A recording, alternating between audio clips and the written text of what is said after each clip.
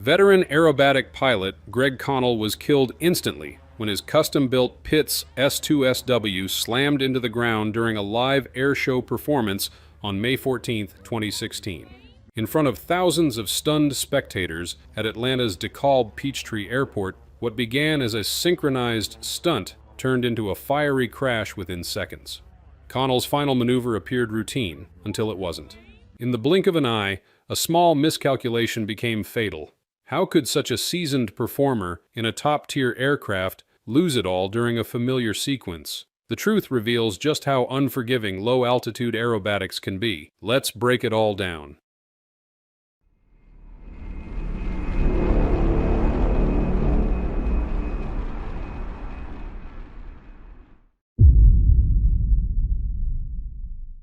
Greg Connell wasn't just an airshow pilot, he was a craftsman of the sky. Born in Trenton, South Carolina, Connell began flying in 1989, inspired by his father's love for aviation. Over nearly 3 decades, he amassed close to 2,000 flight hours and earned multiple FAA certifications, including commercial and instrument ratings. But what truly set him apart was his dedication to aerobatics. He held a statement of aerobatic competency, allowing him to perform both solo and formation routines, and he trained under one of the best, Gary Ward, the very pilot he was flying alongside on the day of the crash. Fellow performers remembered Connell not only for his precision in the air, but for his humility and meticulous preparation on the ground. He wasn't just flying aerobatics, he was living them. His aircraft was as unique as his flying style. The Pitts S-2SW he piloted that day was no ordinary stunt plane. It was a one-of-a-kind machine that Connell had built himself. Completed in 2014, the aircraft combined the classic Pitts biplane agility with custom modifications for enhanced performance.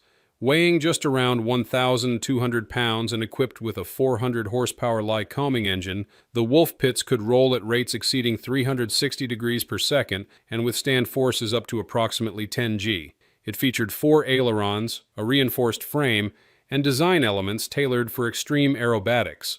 With only 159 hours on its airframe, it was relatively new, yet already renowned in the aerobatic community for its capabilities. Connell knew every inch of the machine. After all, he had built it with his own hands. But even the finest aircraft, in the hands of the most capable pilot, offers no forgiveness when the margins run thin. As the next chapter reveals, a momentary deviation, barely visible to the untrained eye, was all it took to end a career built on mastery. The sequence began like clockwork. Connell and Gary Ward had thoroughly rehearsed their synchronized routine, briefing the choreography, walking through maneuvers, and aligning every moment to perfection. As the two planes soared into the show box, Connell in the lead, the crowd watched with excitement as they executed a dramatic switch break. The aircraft curved away from each other in mirror arcs, then converged at show center just 30 to 50 feet above the ground, left shoulder to left shoulder. It was a maneuver meant to dazzle, and it did. Until the next act. At Ward's call, both planes initiated a half-Cuban 8, a maneuver demanding precise spatial awareness. From level flight, each pilot pulled into a loop, rolled upright on the descent, and aimed to pass low again at show center. But as Ward pulled sharply into his downline, Connell added a subtle but significant deviation. Instead of a single roll, he completed 1.5. That extra half roll placed him too far right, off the intended flight path and misaligned from his partner. Now off-axis and higher than planned, Connell was faced with a choice. Abort or attempt to recover and rejoin the centerline. He chose the latter. The Pitts banked hard to the right, trying to correct its track. To the casual observer, the maneuver may have looked smooth, but the reality was harsher. Video evidence shows the wings rocking violently, signaling a struggle to regain stable orientation at dangerously low altitude. The plane remained under control, just not in a position that allowed for recovery. In a split-second descent, the aircraft leveled briefly, but it was already too late. The lower left wing clipped the ground, and the Pitts erupted into flames. What stands out here is not recklessness, but perhaps an instinctive commitment to the routine, a pilot so focused on precision that he tried to salvage a maneuver gone slightly awry. But in airshow flying, especially at low altitude, there is no room for improvisation. Even the smallest miscalculation, One extra roll, one delayed correction can be fatal.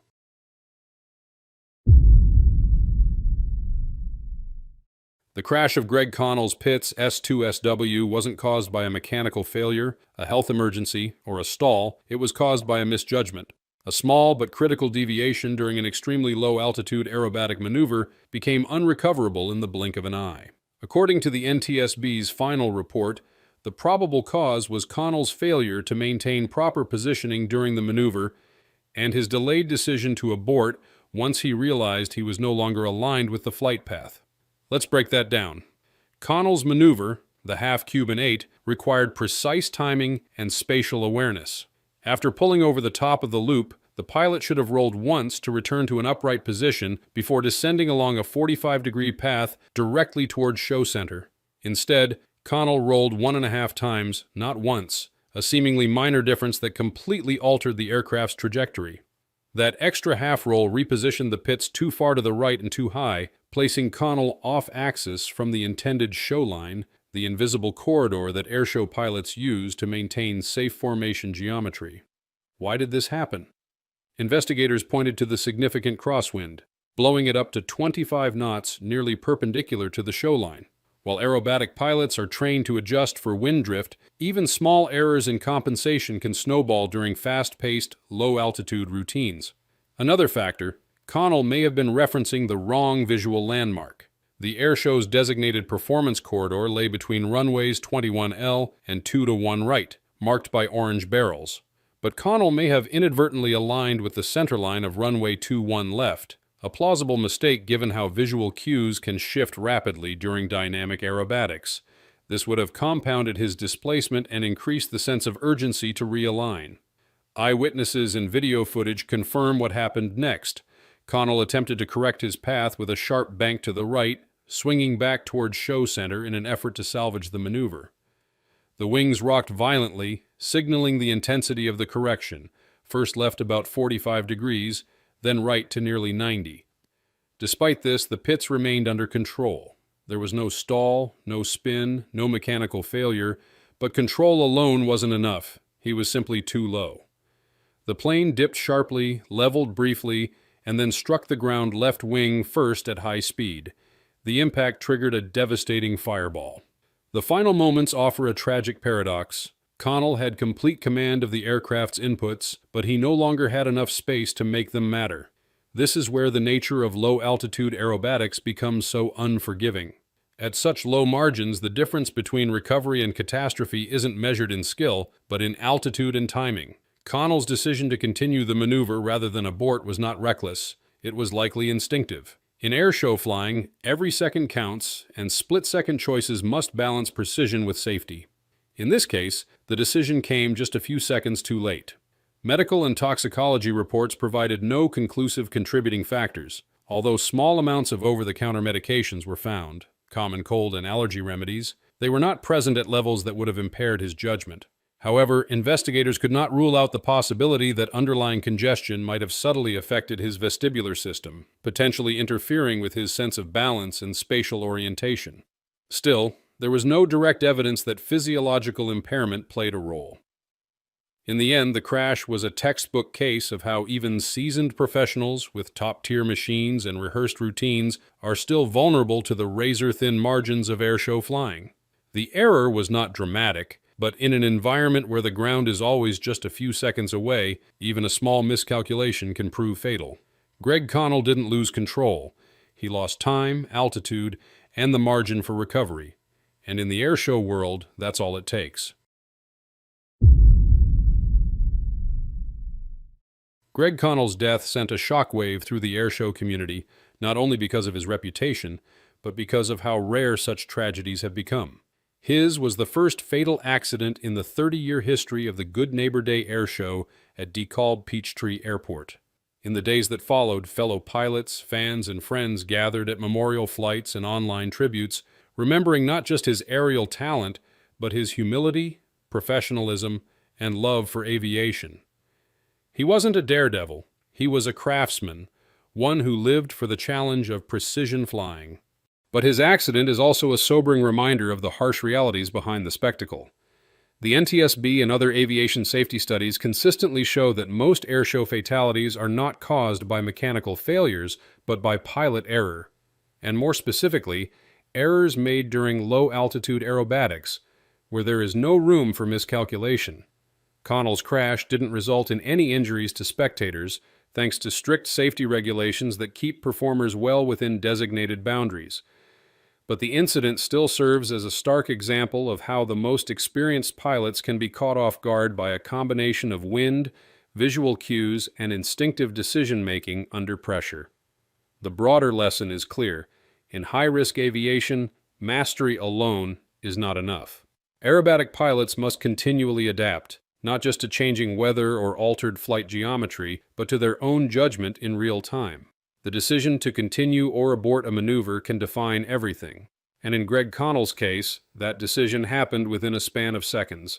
Today, his legacy lives on not only through the community that remembers him, but through the conversations his accident has sparked. Conversations about safety, situational awareness, and the fine line between art and accident in the world of aerobatic flight.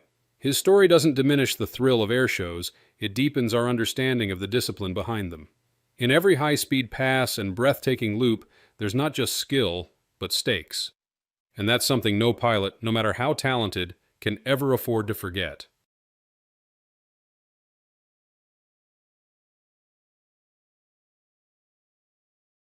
On January 2nd, 2023, Nathan Ricks, a seasoned pilot, made his final radio call just moments after liftoff on an Embraer EMB 505 Phenom 300 V1 rotate. But instead of climbing into the sky, his plane dropped violently to the left, stalling before it even reached 20 feet. The crash was instant, and Nathan tragically lost his life. How did this happen? What went so horribly wrong in those last moments? The truth is that the pilot made a simple but negligent mistake, and this crash should have never happened. Join us as we'll uncover the shocking truth about the fatal mistake that led to this devastating crash of November 555, November Romeo.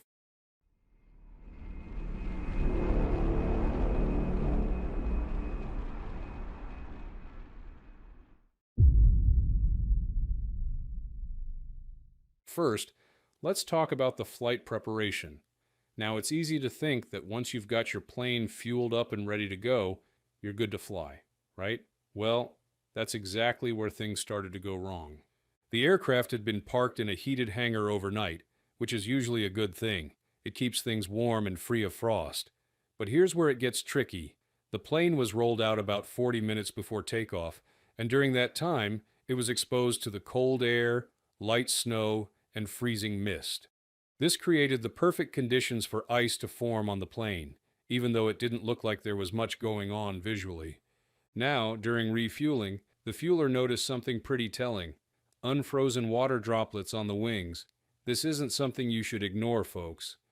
Light snow and freezing mist were falling, and while the plane was sitting outside, that moisture was starting to build up on the wings, fuselage, and tail.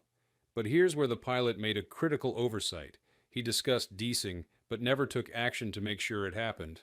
One deicing truck was out of service, and another one was available, but the pilot didn't call for it. What makes this even worse is that, according to the NTSB's findings, the pilot never did a proper wing inspection either. No visual or tactile check to see if there was any ice or frost forming on the surfaces.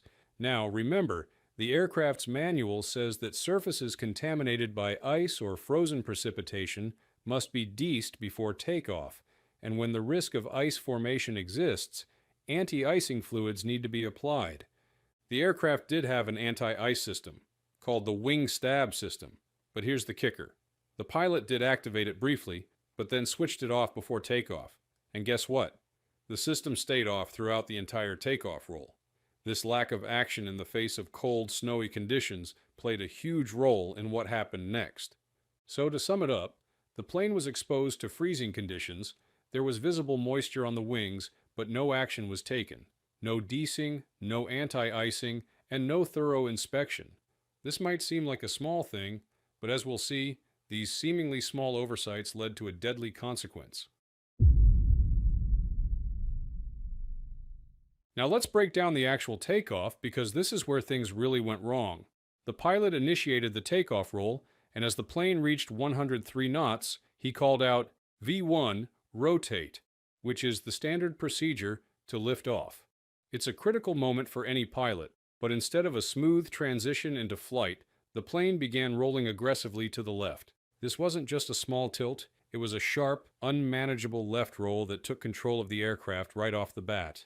Now, the stall warning was activated just a few seconds after liftoff. This means the aircraft was already in trouble before it even got up to a safe altitude. So what happened? Well, in normal conditions, a plane lifts off and begins to climb steadily, but when there's ice on the wings, it messes with the airflow. The wings can't generate as much lift, and that's exactly what happened here. The ice was there, but it was practically invisible and didn't seem like much, just a thin layer of contamination, but it dramatically reduced the lift. Now let's talk physics for a second. When a plane is trying to take off, it needs to reach a certain angle of attack to maintain lift. That's the angle between the plane's wing and the direction of the airflow. When there's ice on the wings, that angle of attack has to be steeper to generate lift, but the plane can only handle that for so long before it stalls. This is exactly what happened to the Phenom 300. Due to the ice on the upper surfaces of the wings, the plane hit its critical angle of attack too soon, even before it could clear the runway. The stall warning goes off, and that's an immediate red flag for the pilot. At that moment, the aircraft is very close to the ground, just 14 feet above it. That's too low for the pilot to recover from a stall, especially with the aircraft already in a 60-degree left bank. This angle was way too steep, and the wing, which was already struggling due to the ice, couldn't hold the plane up. The aircraft's left wing and flaperon struck the ground first, and the plane veered off course. It was all happening in real time, and the pilot, unfortunately, didn't have enough altitude or time to correct it. The crash happened a mere 2,626 feet down the runway, and it was catastrophic. The aircraft broke apart on impact. Both engines and wings were separated, and the pilot was killed instantly. 2 passengers sustained serious injuries, and 1 had minor injuries. It's a horrible outcome, but what's critical here is that the ice on the wings was the root cause. A small amount of ice that might not even be visible or noticeable to the naked eye, but enough to degrade the plane's performance and send it into an uncontrollable stall. Here's where the lesson comes in. That ice, even though it seemed insignificant, made all the difference. This plane was designed to handle takeoff in normal conditions, but with that ice, its aerodynamic characteristics were severely compromised. A simple de-icing procedure, something that could have taken just a few extra minutes, might have completely changed the outcome of this flight. The stall occurred at a dangerously low altitude, one that doesn't leave much room for recovery. With no de-icing and no thorough inspection, the pilot found himself in a situation where the aircraft's performance was impaired and the stall warning went off too soon. He simply couldn't get enough lift, and before he could react, the aircraft was already spiraling toward the ground. In the end, what we're looking at here is a chain of events where small decisions, skipping de-icing, not performing a thorough inspection, and underestimating the impact of ice, led to a tragic accident. Even the most experienced pilots can face situations like this, and this is why every single step matters in flight preparation. The consequences of overlooking something as seemingly minor as ice on the wings are clear, and this tragic accident serves as a stark reminder. So, what did the NTSB discover, and what can we learn from it? First off, the NTSB's probable cause of the accident is pretty clear. The pilot's failure to de-ice the airplane before takeoff in weather conditions conducive to ice accumulation, which resulted in an ice-contaminated wing and subsequent stall during takeoff. That's the main takeaway here, folks. Ice on the wings caused the plane to stall right after takeoff. Now, here's where things get specific. The aircraft was exposed to freezing conditions for about 40 minutes before it took off. During that time, light snow and freezing mist were actively falling, and while the airplane was parked outside, the ice was building up on the surfaces. However, no de-icing services were requested, and no anti-icing fluids were applied before departure. In fact, the pilot did discuss de-icing with the airplane manager before takeoff, but here's the problem. The desing truck at the Fixed Base Operator, or FBO, was out of service, and the pilot didn't contact the other FBO, which had a working desing truck. This means the aircraft left the ramp with no desing, no anti-icing, and no real inspection of the surfaces for frost or ice. It's a small decision, but one that led to devastating consequences. Now, when we look at the aircraft's functionality, we see that everything else was in working order. The flight data recorder and cockpit voice recorder both show that the engines and control systems were functioning properly. So there was no mechanical failure to blame here. The plane was in good shape. It was the environmental conditions and the pilot's failure to address them that led to the crash. The real issue was the ice. Even a small amount of ice on the wings, especially on the upper surfaces, drastically reduced lift. The NTSB found that the aircraft's stall margin was dangerously reduced due to the ice contamination, and once the plane reached a critical angle of attack, there was simply no way to recover from the stall. The recorded data from the flight showed that the stall warning was triggered at a local angle of attack of about 16 degrees, which is very close to the aircraft's critical angle. At this point, the plane was already in a steep left bank, and it was impossible for the pilot to regain control in time. The NTSB's performance analysis confirmed that the airplane's stall margin was insufficient for safe operation under those conditions. So, in short, the findings from the investigation are pretty damning. The ice on the wings, combined with the lack of desing or anti-icing, caused the plane to stall at a dangerously low altitude. The aircraft was perfectly functional, but the failure to address the icing conditions made it impossible for the plane to fly safely. This is a stark reminder of just how critical it is to follow all the necessary safety protocols, especially when operating in cold and potentially icy conditions.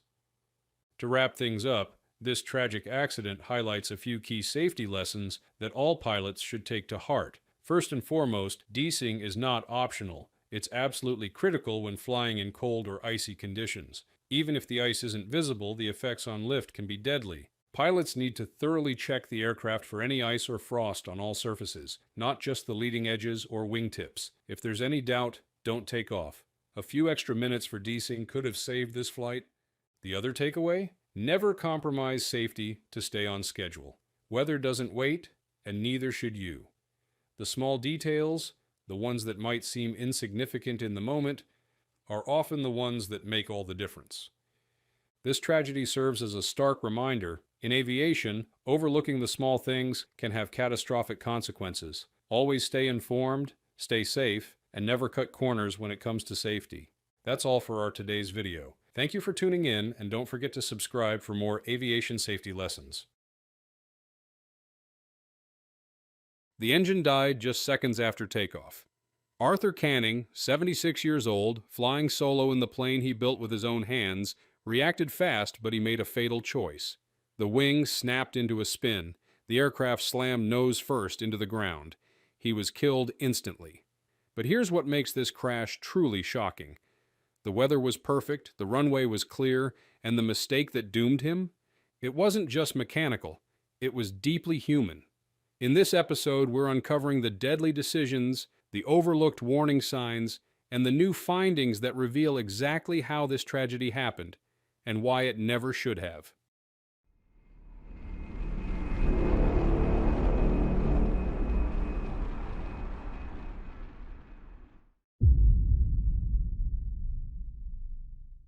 To really grasp what led to Arthur Canning's fatal flight, we need to take a step back and understand the kind of aircraft he was flying and the world it belongs to. The Merlin Lite isn't your typical airplane. It's not certified, not inspected by the FAA, and doesn't even require a pilot's license to fly. That's because it falls under a unique set of rules known as FAR Part 103, the ultralight category. In this world, it's a fascinating mix of innovation, independence, and sometimes invisible risk. Under Part 103, aircraft must weigh under 254 pounds empty, carry only one person, fly at speeds under 63 miles per hour, and have no onboard fuel capacity above 5 gallons. These limits sound restrictive, but to thousands of hobbyists, they represent something powerful: true aviation freedom. You can build it in your garage, trailer it to a grass strip, and fly without ever talking to air traffic control. No bureaucracy, no red tape, just you and the open sky. The Merlin Lite is one of the boldest examples in this space.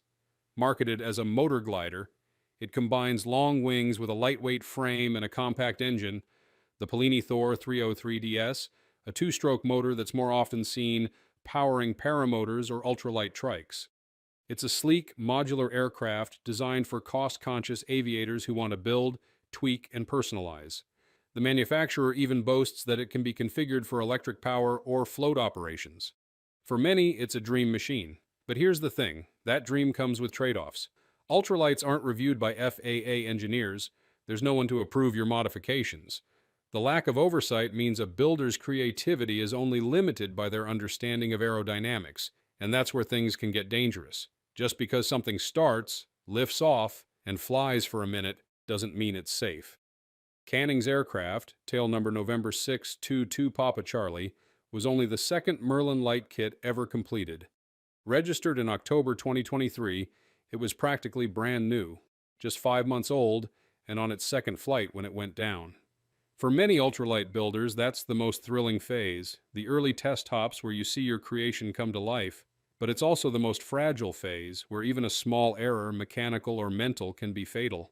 There's a reason ultralights have always lived in a regulatory gray zone. They're symbols of freedom, yes, but also of risk. And that risk isn't just about physics, it's about confidence, intuition, pride, and the deeply human desire to push something just a little further. Arthur Canning wasn't reckless, but he was working in a space where the line between freedom and danger is often invisible. Until it's too late.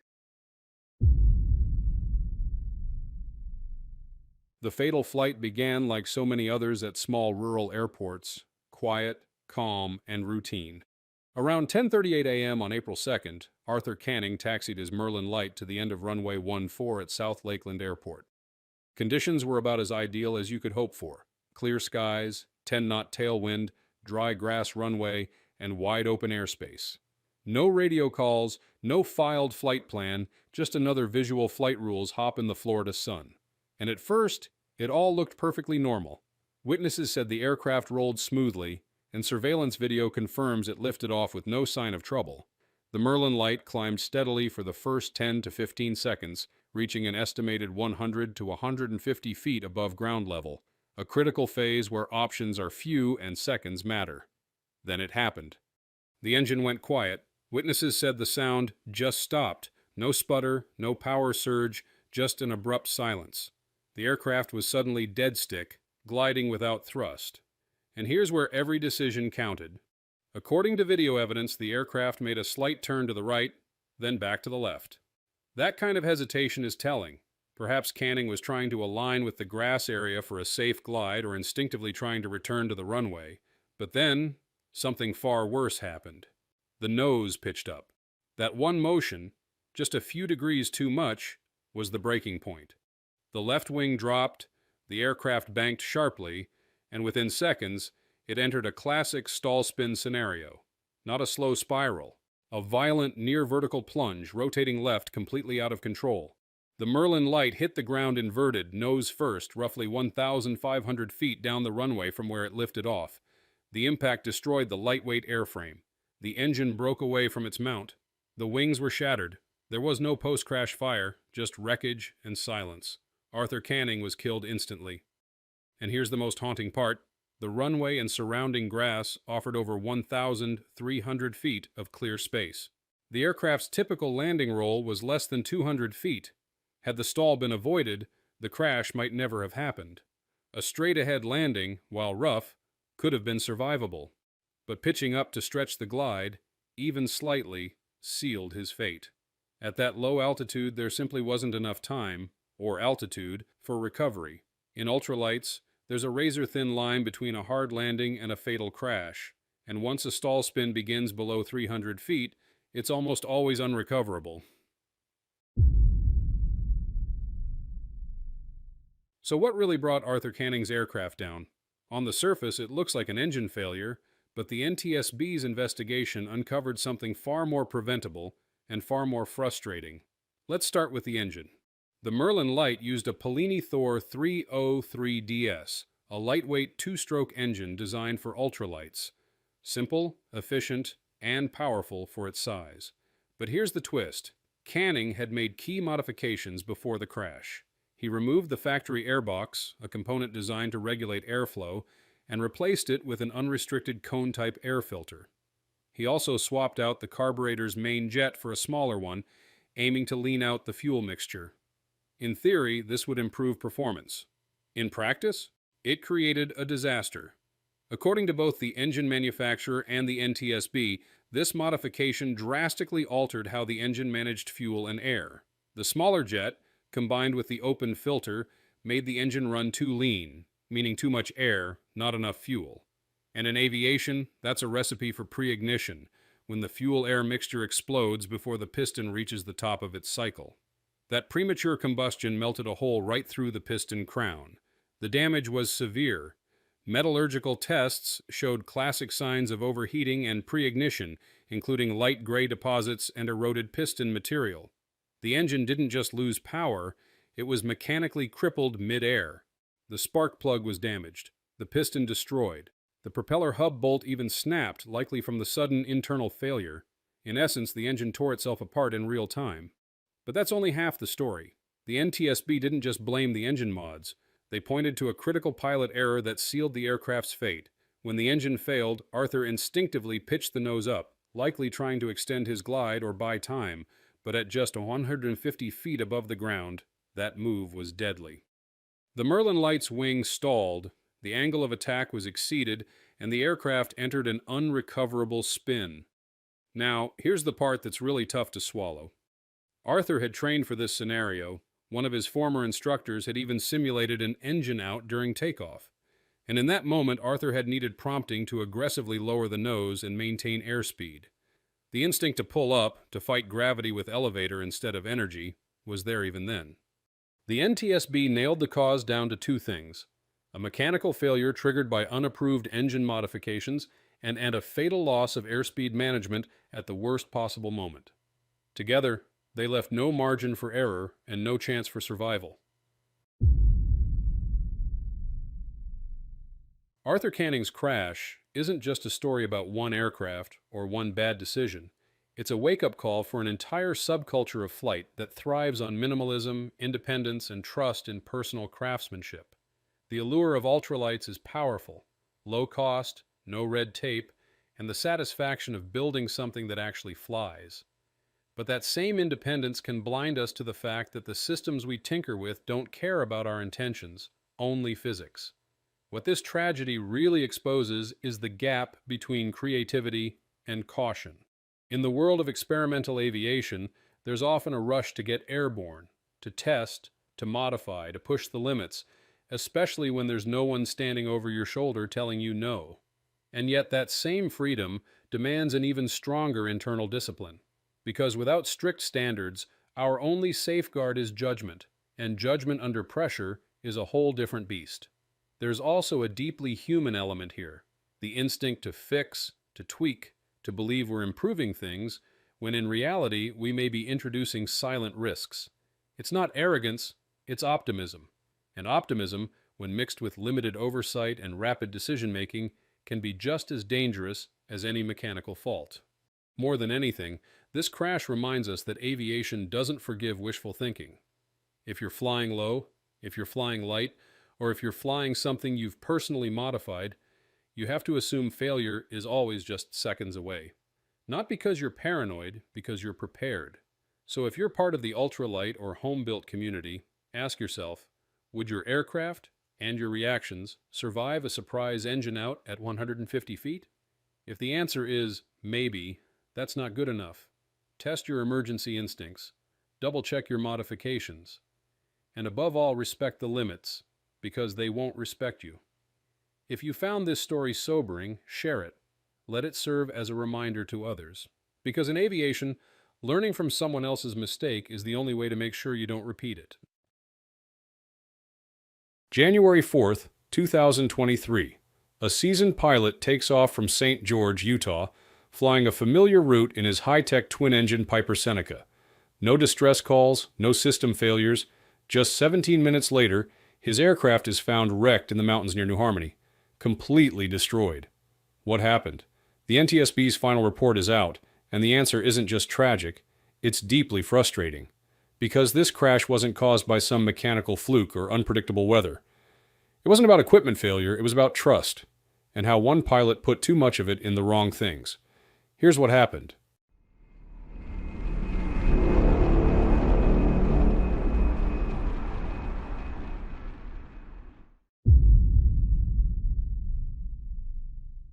Now let's start by talking about the pilot himself. This wasn't some weekend warrior hopping into a rented Cessna. Fred W. Jones was 70 years old and had over 2,600 hours of flight time, 2,000 of those in the very plane he was flying, a Piper P A34220T Seneca 5. That's a serious twin-engine aircraft. He knew it inside and out, and this wasn't his first Seneca either. It was his third. The aircraft was also not your average Lite twin. It came fully loaded with a Garmin G1000 glass cockpit, which includes digital displays, synthetic vision, terrain warnings, and a GFC 700 autopilot system that can level the aircraft automatically if things go wrong.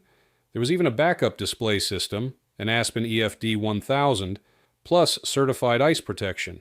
So this plane was equipped to handle weather, terrain, and automation support well beyond basic VFR flying. According to his daughter, who was also a pilot, Fred was meticulous about pre-flight planning. He always used the autopilot. He knew the route, he knew the airplane, so how does a guy like that crash a plane into rising terrain just minutes after departure? Well, that's where things start getting uncomfortable. Because this accident wasn't about lack of experience or lack of tools. It was about how he used them. So here's where the trouble starts. Fred made the decision to take off VFR. That's Visual Flight Rules, flying by sight, even though a significant portion of his route, right past the airport, was obscured by clouds and low visibility. And I'm not talking about a surprise weather system here. According to the NTSB, the pass north of the airport, the only realistic way through the mountainous terrain was visibly socked in.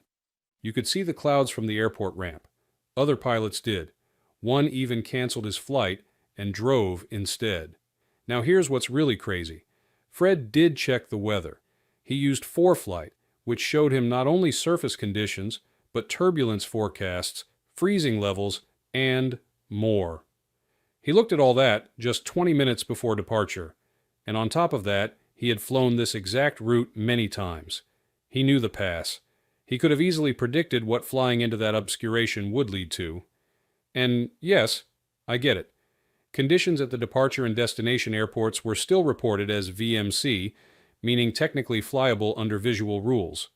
But the pass in between? That was the bottleneck. That was the trap. And here's the real kicker. There was no urgency. He wasn't in a rush. He wasn't trying to beat a business deadline. The only thing on the horizon was a vacation he had next week. So this wasn't a case of pressure. It was a case of overconfidence. Overconfidence in his familiarity with the route. Overconfidence in the plane. Overconfidence in himself. But don't get me wrong, that wasn't even his biggest mistake. Flying into marginal conditions isn't uncommon in GA, and unfortunately, it doesn't always end in tragedy.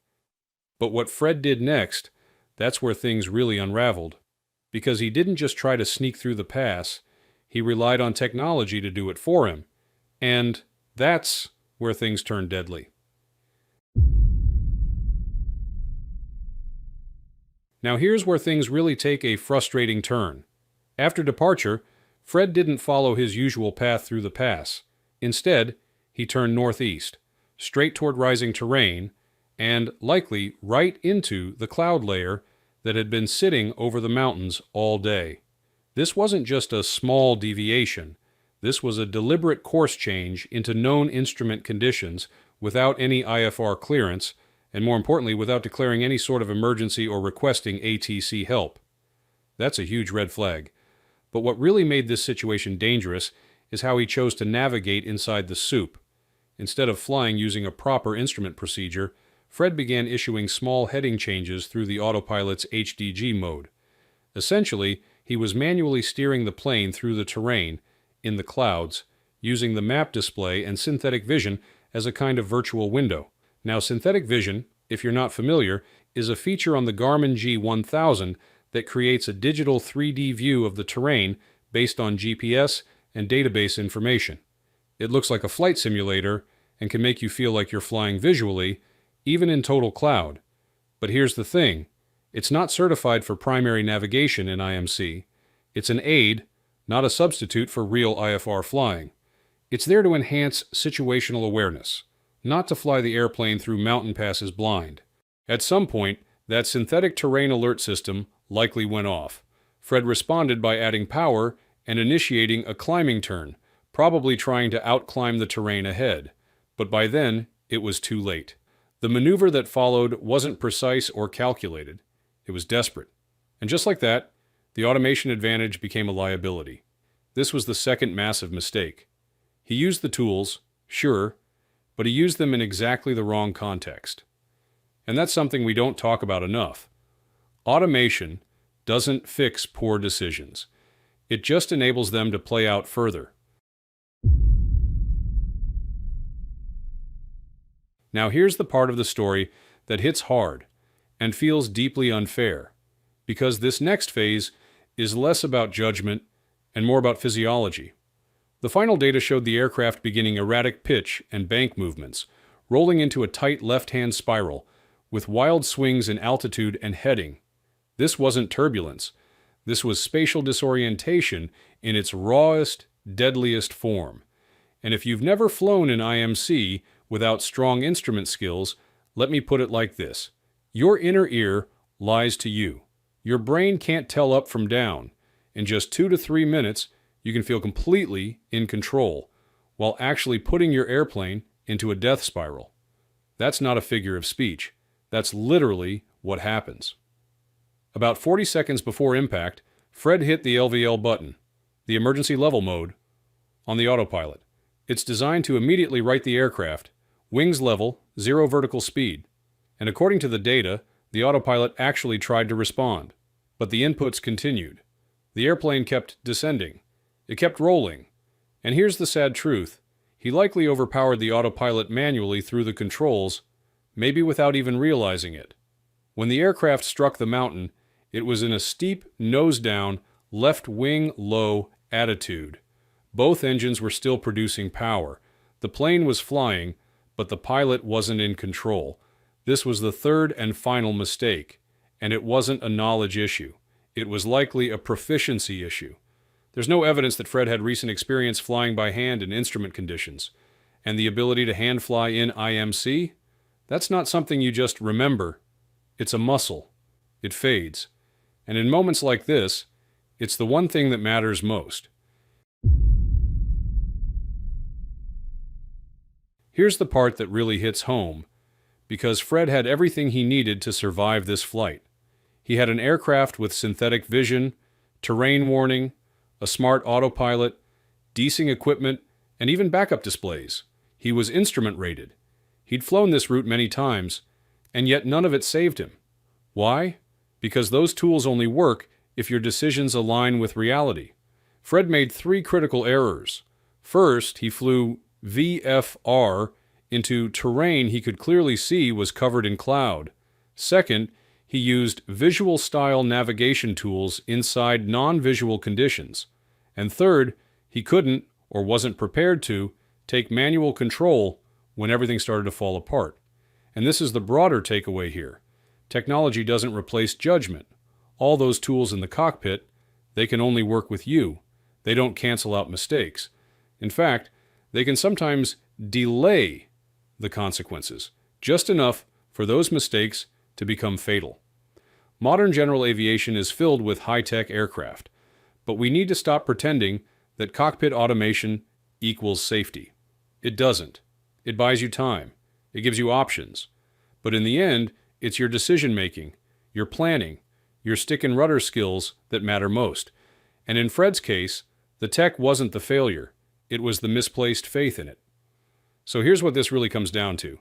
This wasn't an unqualified pilot. This wasn't a faulty aircraft. This was a deeply preventable crash caused by misplaced confidence in automation, in familiarity, in personal skill. Fred Jones had every advantage, but he made one reckless decision at the worst possible time, and that unraveled everything.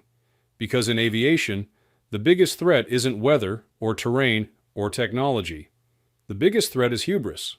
If you're a pilot, ask yourself, when was the last time you practiced real instrument flying? Could you hand fly your plane in IMC if your autopilot failed? Would you really cancel if the pass looked bad? Or would you press on? That's the call to action today. Know your limits, respect the weather, and never confuse tools for training. Because when the clouds close in and the mountains rise, the one thing that matters most is you. You ever hear about a crash and just think, what was he thinking? This one? It's one of those. A brand new private pilot takes off at night, solo, into worsening weather, despite being warned not to. And just 12 minutes later, his Piper Cherokee is spiraling out of the sky in total darkness. It wasn't a fluke, it wasn't fate. What happened to this pilot was the direct result of a series of decisions, and we now have the evidence to break them down. Let's dive in.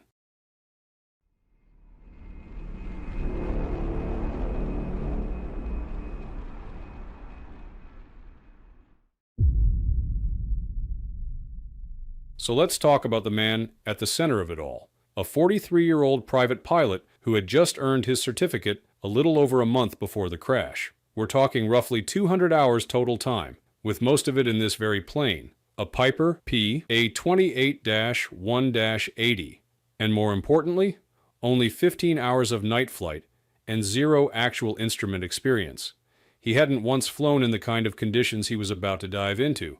Now, here's where the pressure kicks in. He'd flown from Virginia to Georgia for some work meetings, and on January 12th, 2023, he was trying to get home. Why? Because the next day, he had an international flight to Europe. As a passenger, not a pilot, but still, that looming trip seemed to dictate everything. At around 4 p.m., he showed up at Cherokee County Regional Airport. Rain and lightning were in the area, classic signs of poor flying conditions. The FBO staff tried to talk him down. They literally told him not to go and even booked him a hotel nearby. And at first, he listened, left in a rental car. But, and here's where things take a truly reckless turn, he came back after hours, once the staff were gone, fueled up the plane by himself, and took off just after 8 p.m. This wasn't just bending the rules. This was a textbook example of something every student pilot is warned about: get-home-itis.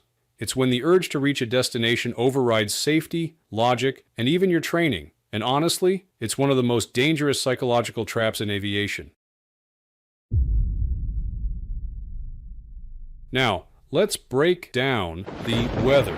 And I don't mean just bad, I mean objectively dangerous. When he took off from CNI at 8:05 p.m., weather reports showed scattered clouds at 700 feet, visibility was already sketchy, and thunderstorms were nearby. But just 10 minutes later, literally by the time the plane was in the air, the updated weather showed visibility down to 1 mile, with mist, a broken ceiling at 900 feet, and lightning off in the distance. That's Instrument Meteorological Conditions, or IMC, and that's a huge deal. Why? Because this guy was flying under VFR, Visual Flight Rules. That means you're relying on your eyes, not instruments, to stay oriented. But when you're surrounded by clouds, or rain, or darkness, your eyes see nothing. No horizon, no lights, just black. Now here's where it gets really crazy. This wasn't just flying into a cloud. The entire route back to Virginia was covered in layered clouds stretching from 900 feet up to 10,000 feet, with no moonlight and minimal ground lighting. That's what we call a black hole environment. And for a VFR-only pilot, it's like jumping into a sensory deprivation tank and hoping you'll come out the other side. And let's be clear, this wasn't some surprise. The FAA, for flight, all these tools exist to give pilots up-to-the-minute weather, but he didn't get a new briefing. The only one he had was from 3 hours earlier, when things looked much calmer. The tragic irony? He probably thought he could just climb above the clouds and coast home. But with a plane like the Cherokee 180, no desing, no autopilot, no backup safety net, that's a very bad plan. And it wasn't long before it all went sideways. Literally. So let's dig into the core of how this crash actually unfolded, because it wasn't mechanical, it wasn't sabotage, it wasn't even weather in the traditional sense. The real culprit here? Spatial disorientation. And if you're not a pilot, that might sound vague, but trust me, it's one of the most misunderstood and deadly factors in aviation. Here's how it works. When you're flying through clouds or darkness, like this pilot was, you lose access to visual references. You can't see the horizon, you can't see the ground, you can't tell what's up or down just by looking outside. And that's a huge problem, because the human body is horrible at sensing motion in 3 dimensions without visual cues. In fact, the FAA teaches that your inner ear, the vestibular system, is a liar in these situations. It can't accurately detect slow, coordinated turns or subtle attitude changes in flight. For example, if the plane is in a gentle bank to the left, your body might interpret that as straight and level. So when you try to correct based on feel alone, you could actually make things worse. This is exactly what's behind what we call the graveyard spiral. It's not a dramatic spin or snap, roll. It's actually subtle at first. The plane slowly banks, starts descending, and the pilot, feeling level, pulls back on the yoke to stop the descent. But pulling back in a banked turn only tightens the spiral. The plane descends faster. Airspeed increases. And eventually, it's a vertical dive with no way out unless you're trained. That's what makes this part so haunting. The NTSB data showed this exact behavior, a series of increasingly tight turns in the final 2 minutes of flight, ending in a sharp, accelerating descent. It wasn't random. It was textbook disorientation. And here's the clincher. The engine was still making power at the moment of impact. Propeller blades were found twisted and bent, consistent with high RPM. No mechanical failure, no engine out. He was trying to recover, but he didn't know which way was up. The aircraft itself, a 1971 Piper PA-28-180 Cherokee, was known for being sturdy and forgiving. No control failures, no structural problems, no maintenance issues in the wreckage. This was a fully flyable airplane, up to the final second. But none of that matters if your brain is flying blind and you've never trained for it. And this pilot hadn't. He had 0 logged hours of real instrument time. And when you don't trust your instruments or don't know how to use them, you trust your body. And your body will absolutely betray you. Now let's zoom out a little, because while the spiral explains how the crash happened, the real question is, why was he even in that position to begin with? And this is where things get incredibly frustrating. This pilot missed, or flat out ignored, every single basic layer of safety that's supposed to catch a situation like this before it starts. First off, no flight plan.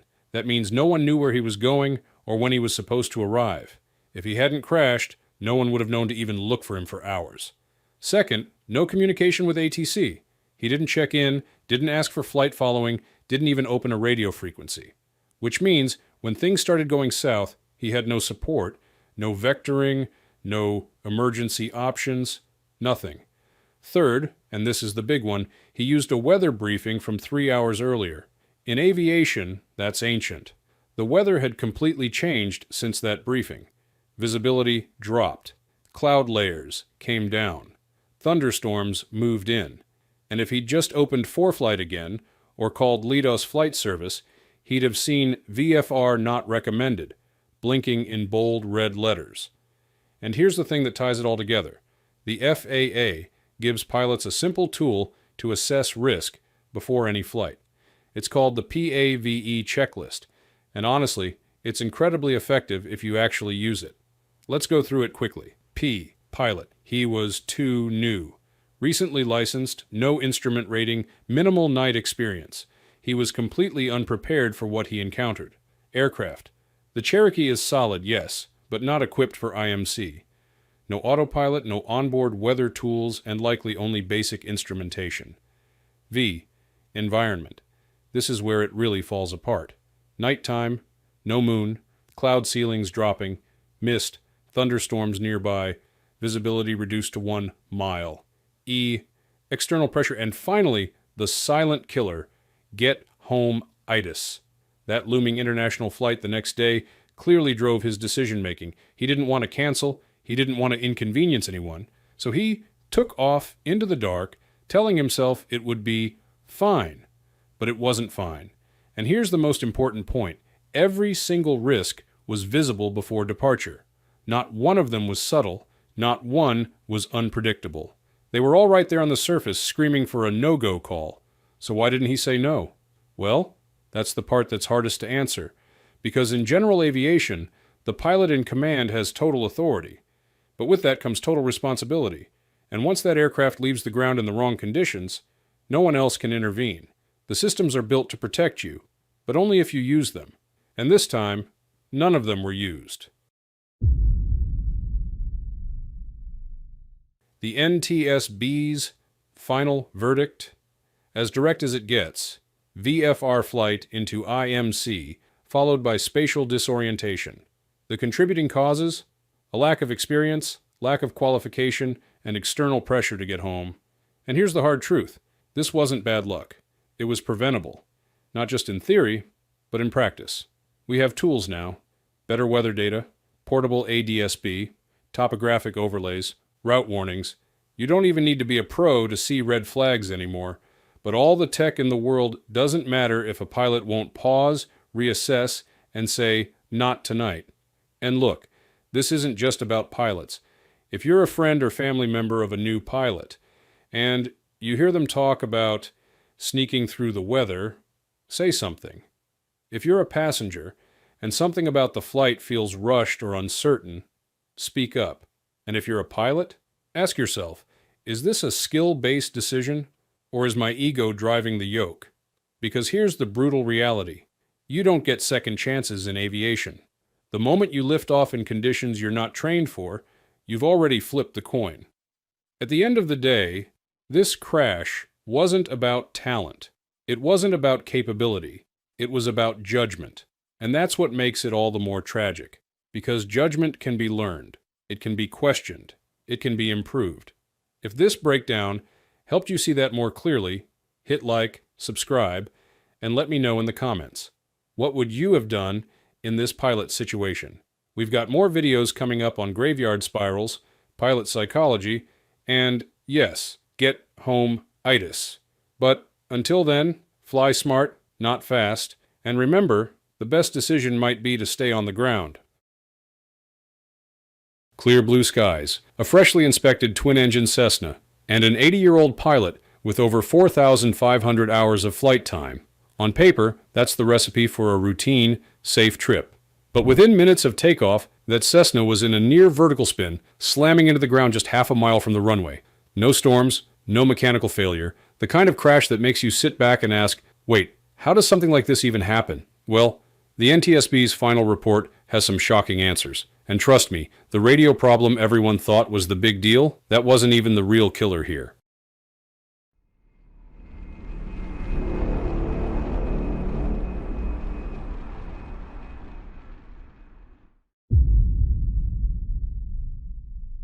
Let's start with the basics.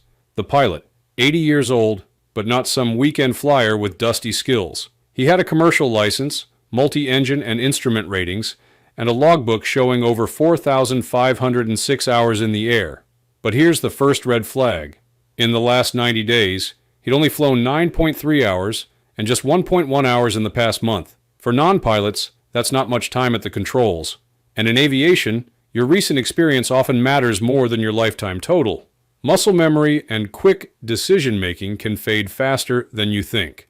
The airplane was a 1977 Cessna 414 Chancellor, a pressurized cabin-class twin with retractable landing gear and two turbocharged Continental engines producing 300 horsepower each.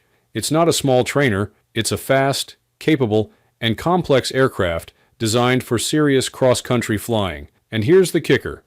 It had just come out of an annual inspection 2 weeks earlier and had been refueled literally minutes before takeoff. In other words, no lurking maintenance gremlins, no hidden damage.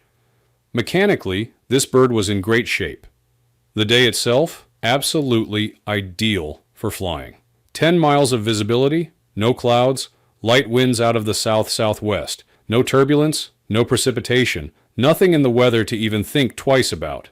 This was a straight shot from Modesto, California to Concord under Part 91 personal flight rules, or at least that's what it should have been. Just after departure, climbing out smoothly, the Modesto tower tells him to switch to departure control. Pretty standard stuff, but when he tries to switch, he comes back on the same frequency, telling the tower he can't change over. He's still transmitting perfectly, but apparently can't get his radio to tune to the new channel. Here's the important thing, and this is where I get a bit frustrated. This was not a critical emergency. Tower could hear him. He could hear them. Aircraft control, navigation, and engine performance were unaffected. At worst, it was an inconvenience, but the pilot treats it like a must-solve problem right now, mid-flight. He requests to return to Modesto, and ATC clears him to make a left downwind for runway 28 right. And this is where we can pause for a little flying 101 for those of you who aren't pilots. There's a reason every instructor drills the mantra: aviate, navigate, communicate, in that order. It means, first, fly the airplane and keep it safe. Second, make sure you're going where you need to go. Third, deal with talking to people on the radio. Radio issues are number 3 for a reason. You can literally land safely without a working radio if you have to. But if you mess up number 1, keeping the airplane flying, nothing else matters. The NTSB calls this a case of task overload, where a pilot becomes so locked in on solving one issue, they lose awareness of the bigger picture. And in single-pilot operations like this, there's no one else to share the load. No co-pilot to handle radios while you focus on flying. It's all on you, and if you get distracted, the margin for error shrinks fast. So, the pilot's now on his way back to Modesto, still juggling that minor radio issue. And this is the point where the flight track starts raising eyebrows. The ADSB data, that's the GPS-based system that records an aircraft's position, altitude, and speed, shows he flew a non-standard traffic pattern. Instead of flying a nice wide downwind leg parallel to the runway and then making a gradual base turn, he cut the base in way too early, aiming for a point about 1,000 feet past the actual runway threshold. Cutting in early like that means you have to make sharper turns and adjust your descent faster to get lined up, and sharper turns in the pattern, especially close to the ground, are a big red flag. While maneuvering, his altitude dropped rapidly until he was just 200 feet above the ground, while still half a mile from the runway. At that point, any sudden change in pitch, bank, or airspeed leaves almost zero room to recover. Then oddly, he rolls into a right turn, which is unnecessary at that stage, before swinging back hard into a steep left toward final. This kind of S-turn maneuver eats up both speed and altitude, two things you cannot afford to lose at that height. Now here's the part that makes every pilot's stomach tighten. During that left turn, his ground speed falls from about 72 knots to just 53 knots. For non-pilots, think of stall speed like a minimum speed limit for staying in the air. If you go below it, the wing simply stops producing enough lift. And when you bank the airplane, that stall speed increases. So 53 knots in that bank wasn't just low. It was well into the danger zone. The inevitable happened. The left wing dropped. Classic aerodynamic stall, and the nose pitched down sharply. With only a couple hundred feet of altitude, there's no recovery time. Witnesses on the ground saw the whole thing. One of them, a flight nurse and licensed pilot, actually turned to their crew and said, "He's going to stall." Seconds later, that's exactly what happened. And the dashcam footage is chilling. The airplane's bank angle gets steeper. The nose suddenly drops, and it enters a near vertical left spin before slamming into the ground. This is the textbook definition of a base-to-final stall, and the physics are brutal. In a turn, the wings are tilted, so part of their lift is spent turning the airplane instead of keeping it up. To compensate, you need more lift, which means more speed. But here, the speed was going the wrong direction. Combine low airspeed, steep bank, and low altitude. And you've got a setup with no way out. After the crash, the NTSB pulled apart the wreckage and examined the data in detail. And here's where the mechanical theories go out the window. Both engines, operational, airframe, structurally intact, before impact. Even the flight control cables were continuous from cockpit to control surfaces, with only damage consistent with the crash itself. The inside engine monitor confirmed both engines were producing power right up to the end. There was no sudden loss of thrust, no propeller malfunction, no jammed controls. That's important because it narrows the cause to human factors. But the investigation did turn up one more interesting detail. Toxicology found diphenhydramine, the active ingredient in Benadryl, in the pilot's liver and muscle tissue. For viewers who aren't pilots, diphenhydramine is a sedating antihistamine. It's used for allergies, but also as a sleep aid. The FAA warns it can impair coordination, slow reaction times, and cloud judgment. They recommend a 60-hour waiting period between taking it and flying. They also found loratadine, a non-sedating antihistamine, which is generally considered safe for flying. Now, before anyone assumes the medication was the cause, the NTSB was clear. There was no operational evidence that the pilot was impaired, no erratic control inputs, or behavior that screamed medication effect, but still, it's a caution flag. Even if you think you're fine, sedating drugs can subtly degrade the sharp, quick decision-making flying demands, especially if you're already distracted or out of recent practice. So with the weather ruled out, mechanical issues ruled out, and no smoking gun from the toxicology, what's left? The real cause, a breakdown in pilot decision-making and focus. The NTSB put it plainly. The pilot exceeded the airplane's critical angle of attack and let the airspeed decay during a low-altitude turn. The distraction from that non-critical radio problem was the seed, but the stall was the killer. The NTSB's probable cause cuts right to the point. The pilot exceeded the critical angle of attack and failed to maintain airspeed during a turn to final, leading to an aerodynamic stall. And the distraction from that non-critical radio issue, that was a contributing factor. For every pilot watching this, the lessons should hit hard. First, fly the airplane. Always. No matter what else is going on, nothing matters more than keeping that wing flying. Second, manage distractions, especially in the traffic pattern. This is the most workload-heavy phase of flight, and it's where mental bandwidth is in short supply. Third, pattern discipline matters. Give yourself the space to line up, maintain a stable speed, and avoid chopping corners to save time. And finally, stay current. High total hours can't compensate for low recent flight time. Skills and reflexes fade if you're not practicing. And here's the sobering truth. This accident is far from unique. NTSB data is littered with cases where experienced pilots stalled and spun in during base to final turns. Sometimes it's distraction, sometimes weather, sometimes pressure to get on the ground quickly, but the result is always the same. This wasn't about the airplane's limits, it was about the pilot's focus, and in aviation, losing that focus for even a few seconds can cost everything.